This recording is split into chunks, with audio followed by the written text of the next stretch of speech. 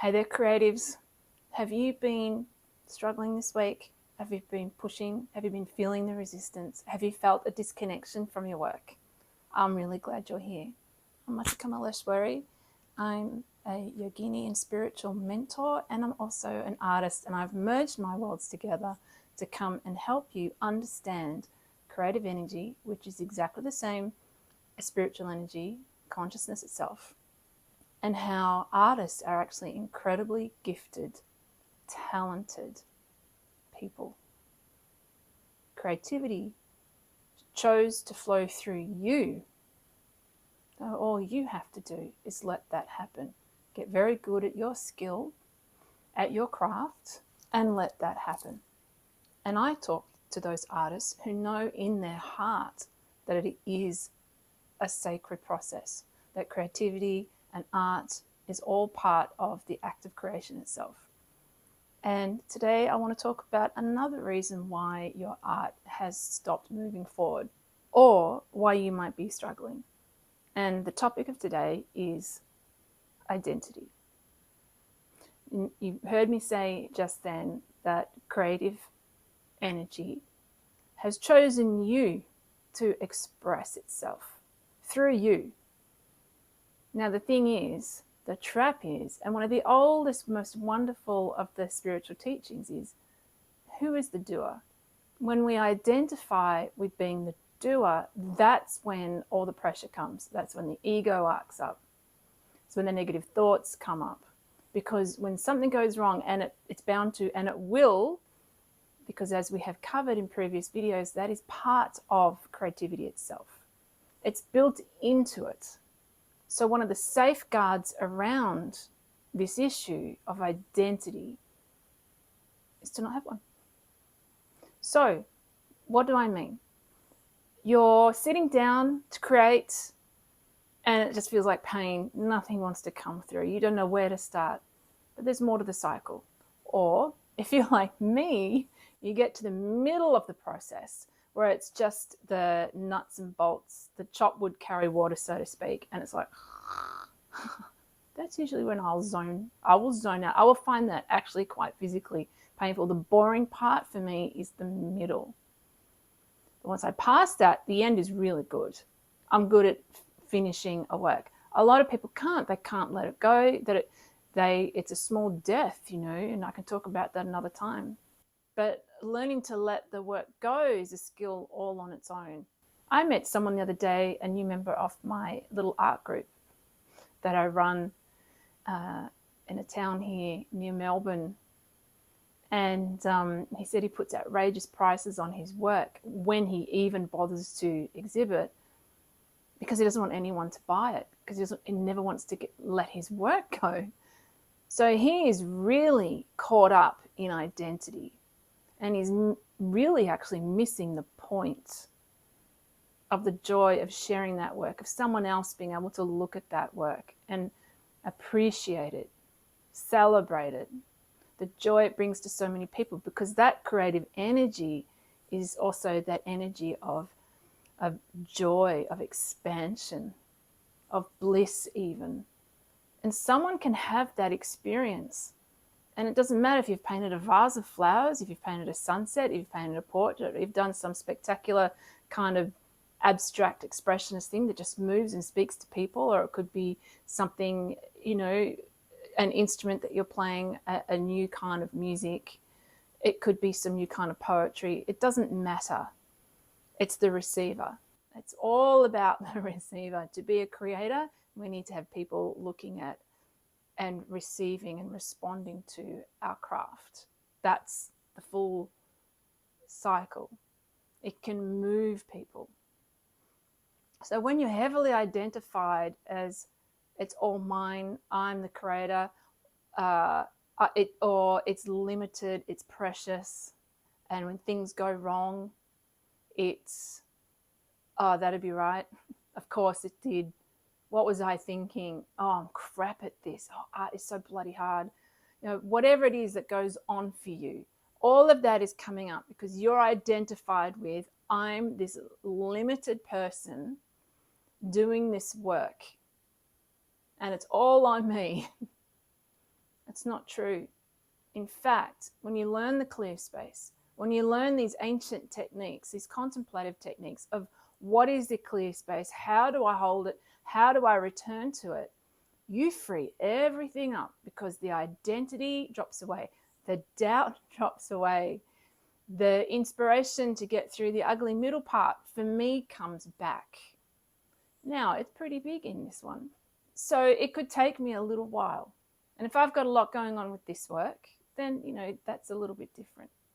But the thing is, I do have the skill and ability to go back and complete it. And luckily, I'm aware. So if I'm choosing not to, remember it's a choice, and I'm aware of that, that's very different. At least I'm still showing up. So it's not that you're too young, too old, too inexperienced, uneducated, overly educated, skillful, unskillful, lazy, unfocused, useless. All those things aren't the truth. And they're not what matters. The truth is, I have been chosen in this lifetime to be a creative, to be a creator. And this energy wants to flow through me.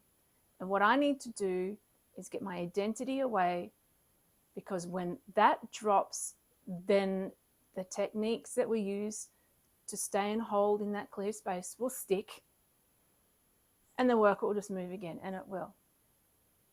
So another thing we have to deal with in the artist's return is how to handle the identity.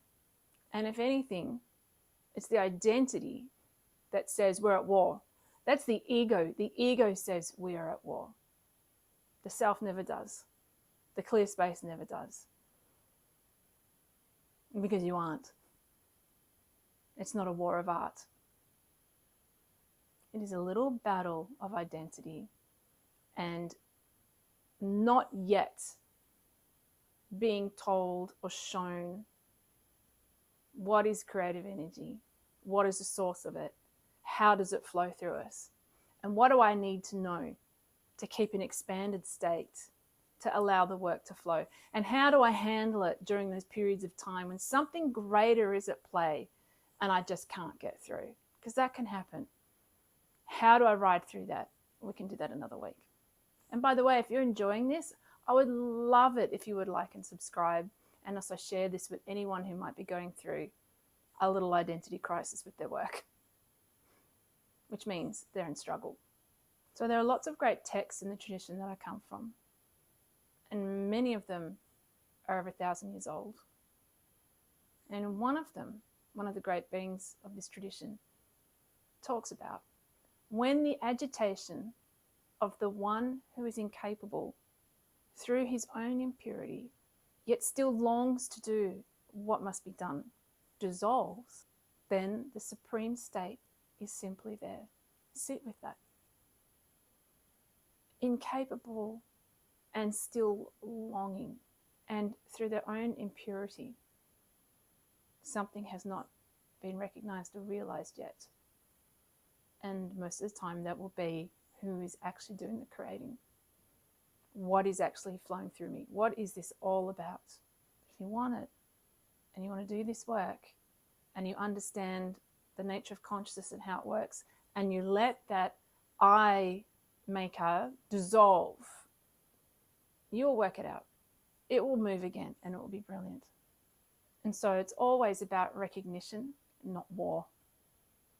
So maybe you really aren't a struggling artist. Maybe, of course it is, that's an identity that you were given by society, by your family, or somewhere along the line, you just got that from your own, let's say, impurity, or from your own belief system, your own rampant inner narrative that doesn't need to be there. You were handed that a long time ago. And I'm here to tell you, it's not true.